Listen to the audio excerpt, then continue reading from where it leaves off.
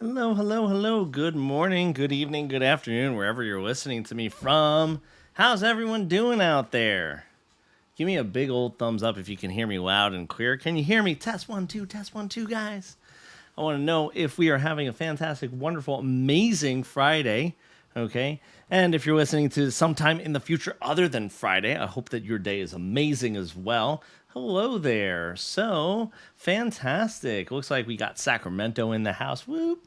Hopefully you're having wonderful, wonderful, wonderful weather. Okay. Looks like we might be having some beautiful weather across the country. Good morning from Virginia. Yeah. So, guys, what I want you to know is this. So, we're going to be talking about how do you choose a broker. Okay. Jacqueline said, "Good morning. Passed my national. Congratulations. Congratulations." Okay. Looks like Jasmina passed. Oh my gosh. It's like a whole bunch of passes. What are we going to do? Well, guess what? That's why we have this channel set up. So, guys, welcome to Agent School. Okay. Just want to let you know, guys. Okay. Guys, I want to let you know this. Hit that like button, hit subscribe if you haven't already done so. Proud dog mom, she just passed South Carolina national and state exam on the first try, and it's all thanks to Stu. Well, I will take a slight bow, but here's the thing. You did it yourself. You put a lot of work, a lot of effort into that, so don't take that. Don't put all the credit on me. Put that on you, because you guys are really doing a fantastic job out there. So what I want you to know is this. What this is set up to designed to do, what we do here at Agent School is we help you get to that next level. We help you get to the point where you're making deals. You're moving and grooving. You're making money. Got to get the money dance going. That's what we do over here at Agent School. So over at Prep Agent, we give out gold stars whenever you get a question right. Over here at Agent School, we get the money dance going because that's what we got to do. We got to start a business up. We got to get it going. And one of the first things that we have to do when we're setting up our business is what? We got to find a broker, right? Got to find a broker. So what I'm going to tell you is this. I want to know in the chat. So here's what I need you guys to do with me, because here's the thing. This is an interactive webinar, okay? Meaning that all the people that have the privilege, the time to interact with me here today, what happens is you guys are going to get some of your questions answered right away, live, okay? And every single one of my answers is certified to be true, life-changing, and absolutely game-changing. So get ready. Get going, and let's see what you guys got for me. So someone said they signed up for Prep Agent on Saturday. Well, welcome to the Prep Agent family. Hope we get you to pass your exam. So choosing a broker. How many of you guys are stressed about choosing a broker? Let me see. Thumbs up if you're stressed about choosing a broker. I want to see in the chat who feels that this is really a huge, massive decision, because some of you guys are really, really stressed. Okay. Gabriel said, yeah, thumbs up from a couple people. So let me first say this, okay? Let me first say this. First and foremost, not stressful, okay? Someone said, not stressed, more excited. Yeah, here's the thing. I'm going to tell you this. Stu has been an agent for 18 years. I'm basically like an old sage wizard when it comes to real estate. I've been with 13 different brokers, okay? 13 different brokers. Wow, holy Toledo. Stu, why are you changing brokers all the time? Well, because what happens is this. The brokerage will not make or break you. Guess what? You guys know me as Stu. You don't know me as Stu with Remax, or Stu with Keller Williams, or Stu with Weichert Realtors, or Stu with EXP. You don't know me as that. You know me as Stu, the man, the myth, and the legend, all in one total combined package. Okay?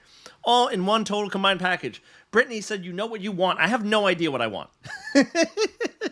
So listen. And the reason why I'm kind of making a little light of this, and I'm kind of bringing this to your attention, is this. Your broker is not the most important thing that defines you. Say it with me. Woosah. Your broker is not the most important thing that defines you. Nope, no, siree, Bob. Not, absolutely not. Nope, doesn't matter. Absolutely not the most important thing that will get you business, that will make you successful, that will make you not successful, all that kind of stuff. Your broker is not super important, okay? Your broker is not super important. Your broker is really a means to an end to help you get your business to whatever level you want. You're opening up your own business. Here's what I'm going to tell you. Little piece of information. Little piece of information is this. If you're in a situation, okay, where you're concerned about your brokerage, that you're going to be picking the wrong one, I will tell you this, 18 years of business, no client has ever said to me, whew, thank God you're with RE/MAX. I'm just not going with anyone else. No one's ever said that to me. They've all talked to me and said, oh, Stu, we like you. We like you. We like your jokes. I come in with my listing presentations. I tell them knock jokes. Unless they don't have a sense of humor. Then at that point, I don't think they would be able to work with me anyway. So, and someone put in the chat, I want to find a supportive broker and learn as much as I can. Yeah, I think that finding a supportive broker is probably the most important thing as far as finding out what is going to make you successful. Because here's the thing. I've seen brokers that are I've seen agents that are very, very successful at all different companies. Okay. All different companies. So I've seen agents, and here's the thing. In my career, I've been successful at a lot of different companies. So what happens is it's all about what makes you work well with that particular broker. And I think a supportive broker is really important. I think culture is going to be important as well. So, and here's why. If you are in with people, and think about this, think about your best work situations, okay? So Jared said, my broker in charge had Ryan Serhant come and do a class, which was awesome. That's amazing. So Jared, what company was that? I'm just kind of curious. Did he come in person? Did you have an in-person class with Ryan Serhant?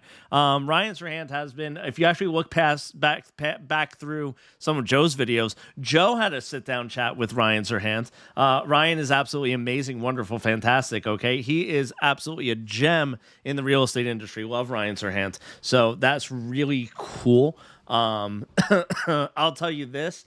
Other than my amazing, fantastic love and admiration for what Ryan Serhant does, a class with Ryan Serhant and $1 gets me on the subway, but that's really cool. I'll tell you that. That's why what I want you to focus on when you're looking for a broker, okay? When you're looking for a broker is going to be what fits for you. Okay. And because understand this, you'll see a lot of people also tell you in the chats. So how many people have said to you, oh, you should come to my brokerage? How many people have said to you, you should come to my brokerage? You should come to my brokerage. Raise your hand. Put a thumbs up. If someone has said to you at some point since you started your real estate journey, you should come work for my brokerage. Brokerage is amazing. My brokerage is amazing. Okay. So who has had that? And raise your hand if you have. Timothy Smith putting it out there I love this, putting it out there into the atmosphere. I just had to say this because I saw it come into the chat, okay?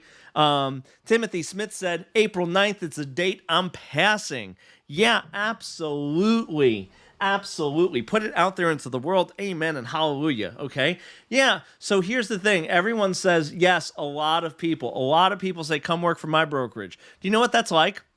That's like if my wife sat down for a meal, okay? My wife sat down for a meal, and all of a sudden, my wife says to me, you should have what I'm eating. I'd be like, what are you eating, honey? And she looks at it, and she pushes it with a fork, and she goes, it's called tofu. I'd be like, yeah, you know what? You rock out the tofu. You rock out the tofu. The tofu don't do the stew. The stew don't do the tofu. So here's what I'm telling you. What you have to understand is this. What is good for one person is not necessarily good for another person, okay?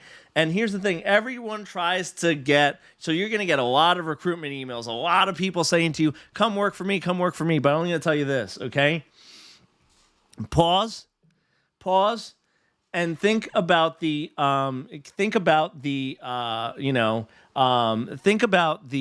brokerage that talks to you and asks you, what is it that you're looking to do? Like, what are you looking to do? What makes you successful? Like, I always have people pitch me on why they're so awesome, why they're so amazing, why they're so fantastic. But that's the same as my wife sitting there poking a little dish of tofu and goes, Stu, don't do that. So, what I would tell you is this: just because that's the truth for some other agencies, some other brokerages, might not be the reason why you want to do that. So, I see a lot of you putting in there like a whole bunch of different particular brokerages, stuff like that. Here's the thing: I hate talking about particular brokerages because here's the thing. I have heard a lot from a lot of different brokerages. Obviously, one of the ones that you'll hear a lot from is EXP. Okay, EXP will recruit you out the wazoo, and then they'll build another smaller wazoo so that they can recruit you out of that one. So what happens is a lot of times you have to kind of sift through it, because here's the thing. What's funny is that I have a lot of agents, I have a lot of brokerages that are super successful at all of those companies, at every single one. It's a matter of anyone who recruits you, anyone who recruits you, okay? If they're not asking you what are your goals, what's happening, what is going to be most important to you to be successful, then they don't really care, okay? Then they don't really care, okay? So Brittany said, I used your last broker webinar, Stu, for the questions that I asked, and they were quite impressed. So Brittany, I'm going to ask you, what were the questions that you asked the brokerage that was, that were really impressive? Because I actually want to kind of springboard off of that, because that's a great comment, okay? And Timothy said, EXP and Keller Williams call me like I'm their first love. Listen. I've been with Keller Williams. Listen, I'm going to tell you this. You're going to like this a lot. Keller Williams, I've never been to a Keller Williams office I didn't like. As far as, and I've worked for Keller Williams, and I've trained and mentored and do the,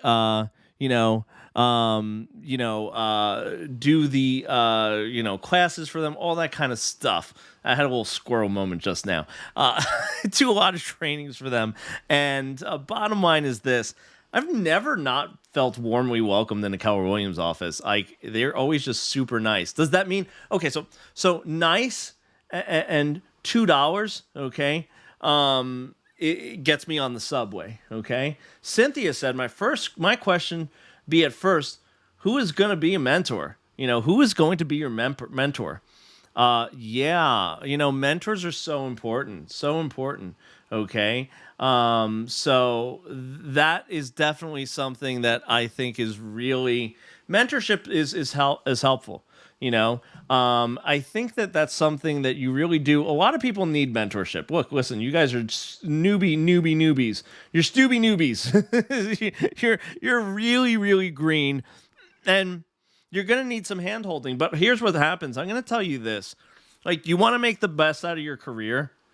Mentoring is a two-way street. I am a mentor. I am someone who has taken people under my wings. I have tutored. I've done all this kind of stuff. I have helped people get their real estate careers started, okay? I love helping agents. Love it, okay? Now, the thing is this, okay?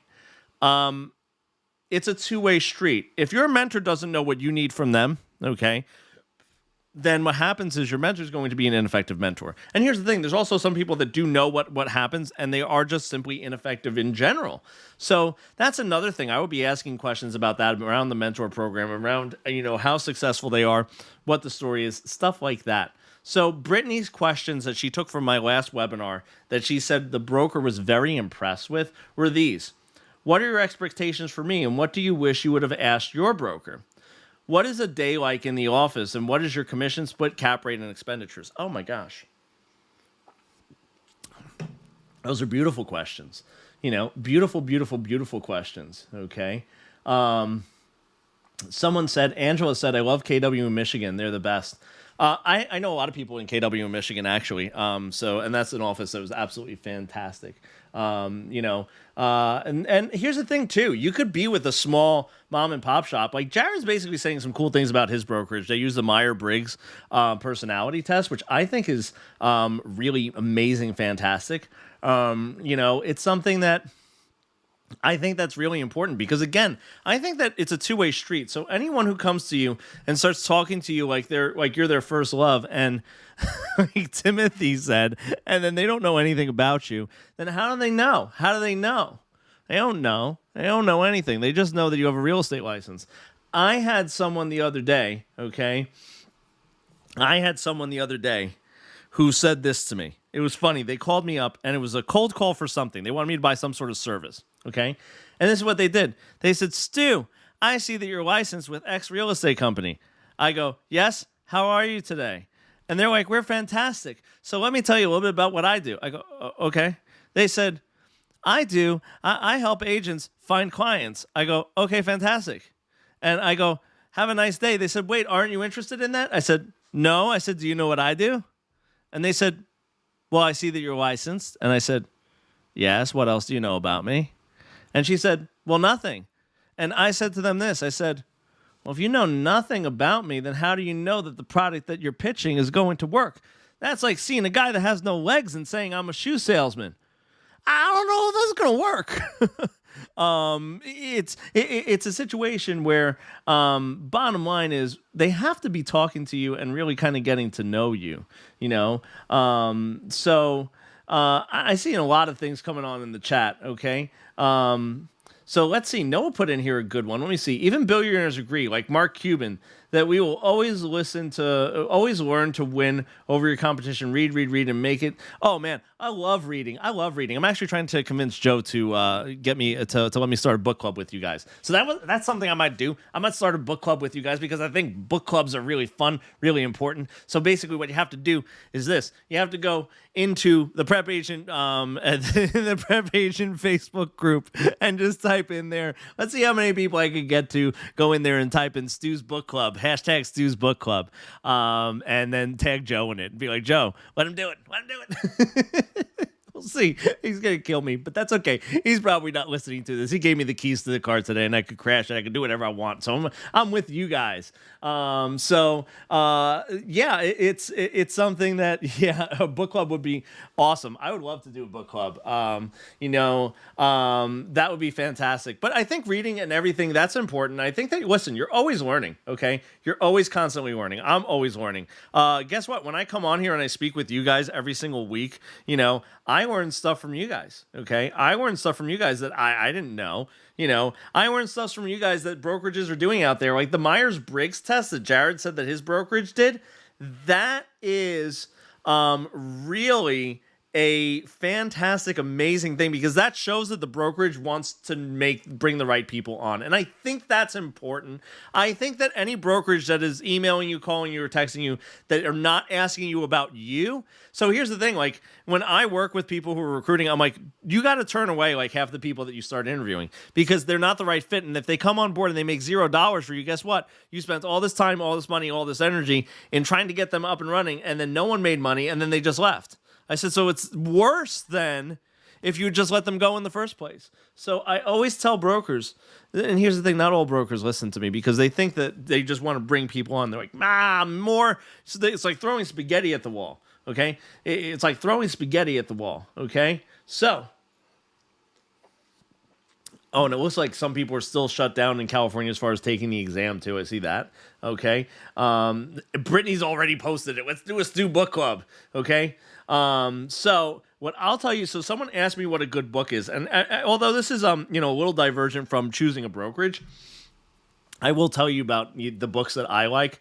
I think that some of the most, I think that the situation is this. I think that some of the best books in real estate right now, I love Gary Keller's books, and then not, like I said, I used to be with Keller Williams. I liked Keller Williams, okay? And I think they're a really nice company. Not for me. They're not a great company for me because my goals are different, right? My goals are completely different. They don't line up with most Keller Williams offices, okay? And that's the whole thing. Like, it's okay to say that a company's really good, but it's not for me. My ex-fiance, probably a really nice person, okay? Not a nice person for Stu. Like, doesn't fit for Stu, but someone else, who's just equally as crazy as her. Listen, they're meant for each other. They're meant for each other. That's the right love right there. Same thing with brokerages too. I always tell people, I'm like, I have no problem putting you to, different brokerages, and saying, hey, look, that's the right fit, because understand, a good broker will understand when you're the right fit for them. Okay. Gary Keller books. Yeah, I love them. I really do. So kind of getting back on topic of the brokerages and the questions and things like that. Okay. What I want to make sure that you realize too is that, do you guys know this? Do you guys know that if you pick a broker and you choose the wrong broker, you do know you could leave. Okay. Now, here's the thing. They might be sitting there saying, well, if you leave me now, you'll take away the biggest part of me. No. You'll say, ooh, baby, please don't go. But you'll have to. If it's not the right fit for you, leave. Leave. Okay? So here's the thing. That's why I tell you guys. That's why it kind of moving back to my first comments of the webinar were, do not stay with a broker that is going to get you to a point where you have to say, oh, no. This isn't the right fit for me. The mentor isn't working out. All that kind of stuff. Because remember, okay, you could sit there and go, okay, that's a better fit for me. I changed brokerages. I'm going to tell you a little story about me, okay? I changed brokerages on the absolute worst day in the history of days. And I'm going to make you laugh. So here's the thing. If I make you laugh with this date that I tell you about, I want you to kind of give me a thumbs up. You ready? I went to a new brokerage last year on March 1st of 2020. I took all my stuff. I said, oh my God, this is a great decision. Oh my great good lordy. I'm going to a brokerage. This is going to be amazing. March 1st of 2020, I changed brokerages. I was with the prior brokerage for 4.5 years. I was in middle management. I was doing everything. It was all the stars were aligned, and I was like, no, I want to blow it up. I'm gonna blow it up right now. 2 weeks later, I went like this. I went, oh my gosh. 2 weeks later, I had to have a sit down with the dogs. I had to say, all right, look, you guys gonna have to learn how to share your kibbles and bits. I don't know how many more bones you're gonna be getting. Stuff's gonna be tight. So that was basically my brokerage business. Basically, was like the plans basically went really quickly from like day one. And here's the thing: basically, because I was low man on the totem pole in management, I got pushed to the side. They were just like, "Oh, we're making cuts right now because of what was happening." And they were like, "You're like definitely the lowest man on the totem pole." And I was like, "Yeah, I kind of did the math. I figured that." So yeah, it was really interesting to kind of see where things went and how my timing was. But again, it's a situation where you're never going to make a decision with the broker that's going to be perfect. Look, that's why I've been to 13 brokers. Haven't opened up my own brokerage yet, but maybe that's what I'm going to do. I'm going to just do the Stu Boo brokerage, and then everyone will come on. Okay, Stu Crew Real Estate. Give yourself a gold star. Give yourself a house. Make some money. Do your money dance. So, what I'll tell you is this. Yeah, it was a bummer, but that's why, like I said, I don't tell you guys like I'm doing this webinar, and don't think that I'm sitting in some kind of ivory tower where I'm like, oh, I got all the answers. This brokerage is going to be the best one for all you guys. No, bottom line is this. I'm basically telling you I'm human too, and like I've made a lot of mistakes, and that's why there was a point in my career where I thought the brokerage was the most important thing. I thought the brokerage was the most important thing. I was like, oh my God, the person that's on my brokerage thing. And I made a promise to myself. I made a promise to myself in my career. I don't know why. And listen, you're going to laugh. I've been with the company. I promised myself a long time ago in my career I would never have a hot air balloon, the Remax logo next to my name. So when I signed with the Remax, the very first thing that I said was, I don't want a business card with a hot air balloon. They gave me the business card with the biggest. It was the joke of the company. They gave me a business card with the biggest hot air balloon. They put a hot air balloon on my office door. Yeah, I had hot air balloons everywhere, and I hate that little logo. I hate the hot air balloon. I don't know. Listen, this is what I'm going to tell you. I work with a ton of Remax agents. I love Remax agents. I think it's a great company. But again, what you have to understand too is all these places all do as well have a very local feel. So when I say I love Remax, I love Keller Williams, I love all different places, there's each office. You might go into your local Remax office and the broker in charge, might be like this. Bottom line is they might be a real crotchety curmudgeon where they're basically like, oh no, I'll never, ever, okay, want to work for that broker. And does that mean that that's how every Remax Keller Williams, franchise office is Century 21? No. Doesn't mean that. It just means that particular one is a crotchety curmudgeon, And if that's who's representing your local market, yeah, I mean, that would definitely be a situation where I would basically be concerned. So Cynthia asked a great question. Danny, congrats on passing. Okay. Thank you for passing. Thank you for joining me. Thank you for coming on. Thank you for saying hello. Thank you for the smile. So, what would be the first 5 to 10 questions you would ask sitting in front of a broker? First of all, I would definitely ask them what I would pin them against my goals. I would say, hey, here are my goals. How are you going to help me complete it? How would you help me complete my goals? Okay. And, situation is I would make sure that I would ask them what kind of tools, what does a day in the life of your most successful agents look like, right? What do your most successful agents do every day? Okay. What are they doing? Where do you see your brokerage in 5 years? Because guess what? It might be something that you might realize, hey, this is a perfect brokerage for me today, but I might have to move on in several years. I might have to start an exit plan day one. And that's fine. That's totally A-okay. I definitely would be asking questions like that. Also, I love the question, like, what would you have asked? Like, okay, going back to your first day. Makes them think about being an agent, being a new agent. Like, what are the things that you wish you knew back then? Timothy asks, anyone look into Redfin? So, I was a manager with Redfin. I was in middle management with Redfin for many years. I loved Redfin. It was amazing for me. What I'll tell you is this. I loved the company. Here's what happened. Things changed and it turned into not the right company for Stu. And that's what you have to understand too, is because like I always toe that line of like, I never put a company down. Except the Remax logo, we could absolutely put that down. I don't care if you're going to Remax. I don't care if you're with Remax. The Remax logo and the hot air balloon is, I don't like it. So we could talk about that. We could talk bad about that. But as far as brokerages, it's really so individual across the company. Redfin was really a fantastic company. They have what was really appealing about them is they offered salary, benefits, all that kind of stuff. Now, did Stu make as much money as Stu could have made elsewhere?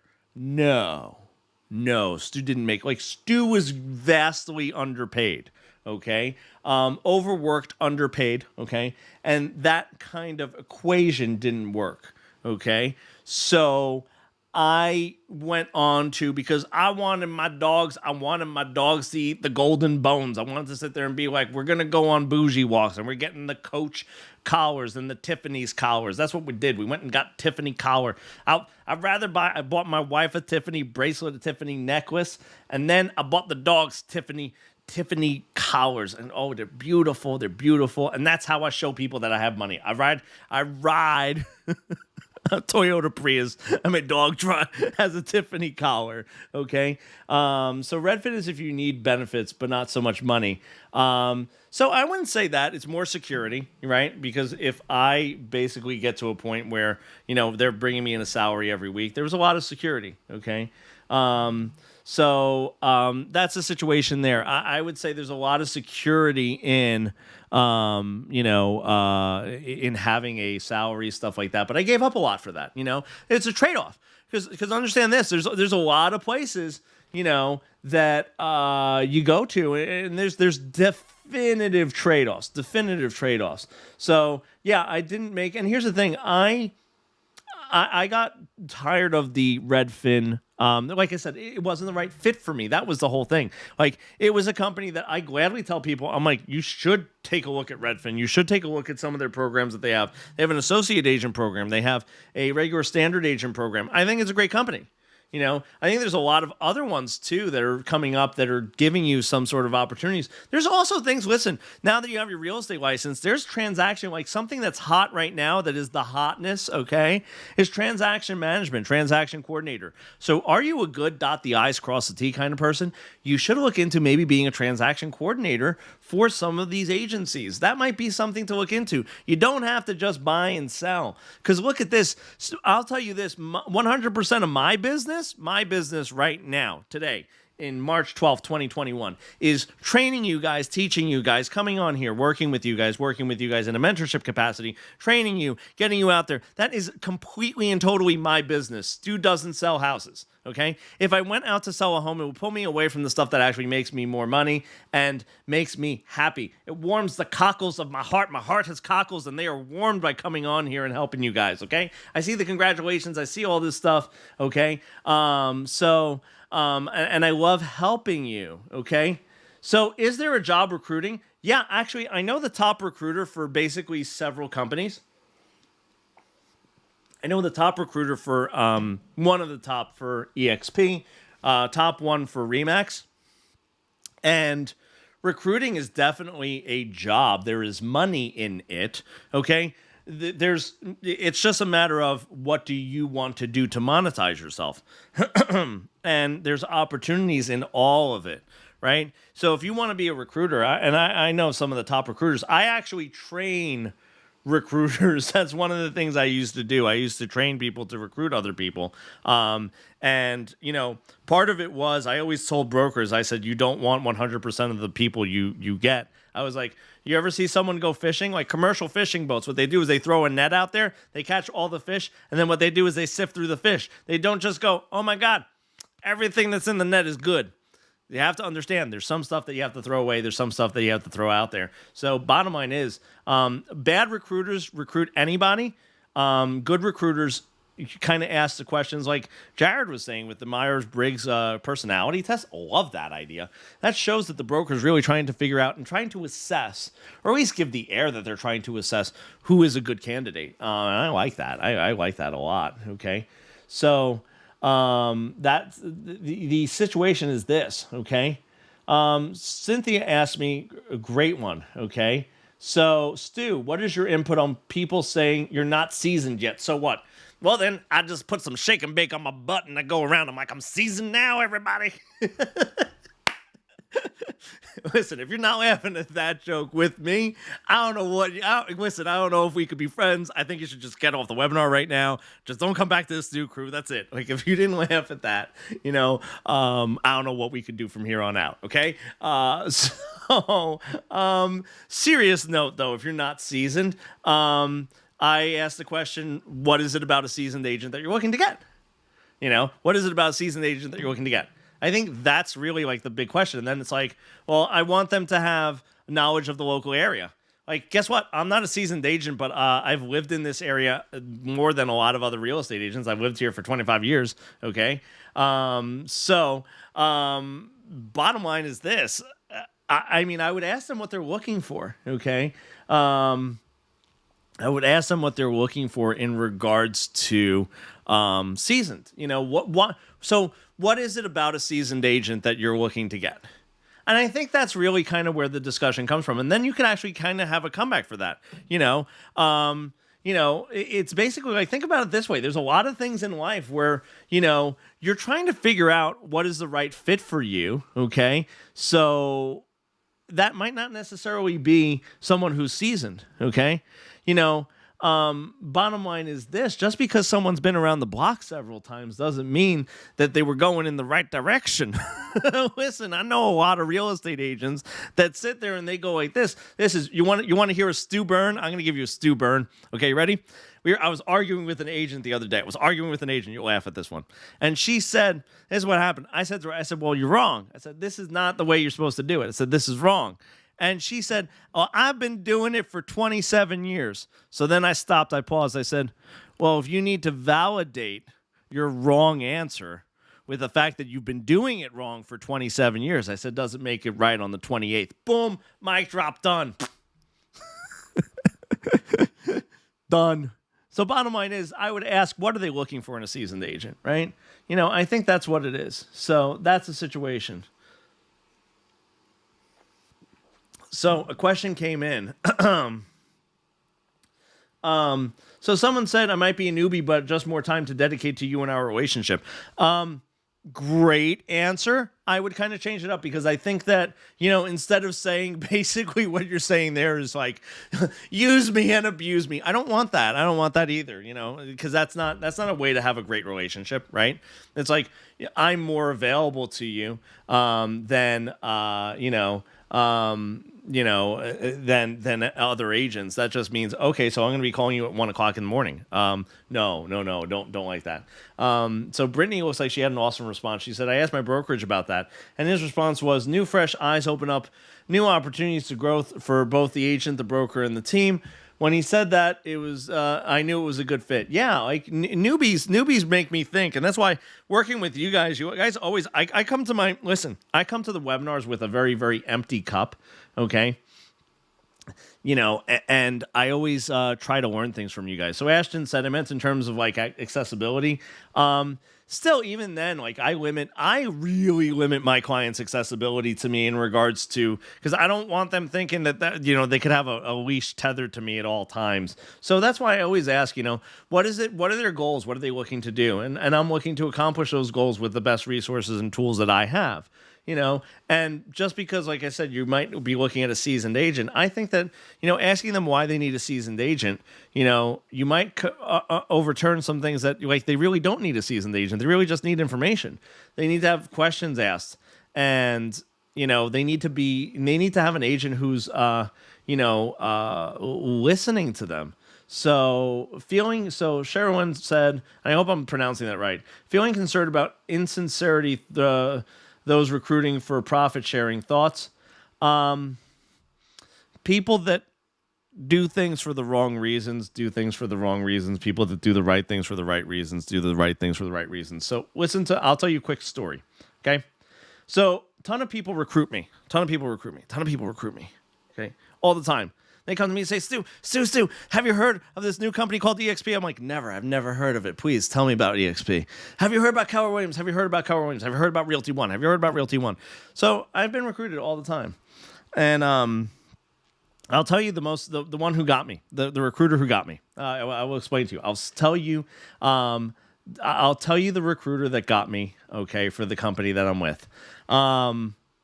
Everyone always said to me, Stu, you should be here. Stu, you should be here. Stu, you should be here. And then all of a sudden, I had a relationship with someone where he was an author. Okay, my friend was an author. And I reached out to him 3 years ago. And I said, really loved your book. Just wanted to say thank you for writing it. And here's my phone number. If you're ever in the area, would love to take you out for drinks. And he called me up an hour later and he started talking to me. And he just let me talk to him, just chew his ear off for like several hours. And for 2.5 years, we had a relationship where he would just listen to me and just listen to me and just listen to me and just be an awesome, amazing friend. And finally, I got really frustrated because he was with one of the companies that I knew was like heavy into recruiting. Okay. And I said to him, why haven't you recruited me yet? I said, am I not good enough for you? He goes, well, no, that's not my style. That's not how I am. He's like, He said, I know that the company is a great company, and if you want to ever talk about it, the door's always open, and we could talk about it in a non-threatening way that makes sense for you. He said, but our relationship was never predicated on it. And I was like, boom, that's why I want to work with you. So here's the thing. It's all about the individual persons, okay? That's me. That's how I always think. And I think that, yeah, if there's a person who's recruiting you and it feels icky, then it probably feels icky. But that doesn't mean that that's the wrong company for you or the right company for you. I don't know, so like I said, I went with, I turned to one of those big companies and I was like, yeah, I want to be here, because not everyone was like that. Not everyone was, icky recruitery, kind of people. So that's basically the situation there. So guys, I'm going to leave you with that. I hope you had a great time. Look, I had a fun time doing this today. So what I want to tell you is this. Remember, if you haven't already, hit that subscribe button, please. Hit that like button. And remember, go bother Joe. Tell him that you want a book club. All right, guys. I'm going to see you guys real soon.